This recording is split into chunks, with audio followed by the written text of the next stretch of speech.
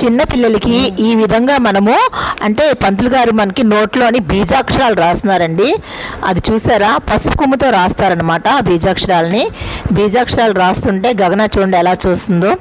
అంటే అక్షరాభ్యాసం అప్పుడు చేస్తారండి, అలాగే సరస్వతి అవతారం అప్పుడు కూడా చేస్తారు. చిన్నపిల్లలకి మనం అక్షరాభ్యాసం చేసినప్పుడు అది మాత్రం కంపల్సరీగా మనం చేయించాలి, అందరూ గుర్తుంచుకోండి. చెప్పే మంత్రం చెప్తావా?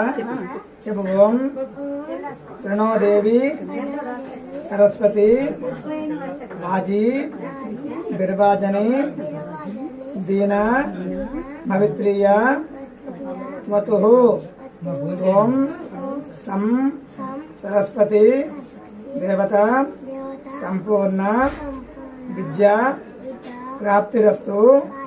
మూల బీజాక్షరి దేవత అనుగ్రహ సిద్ధిరస్తు.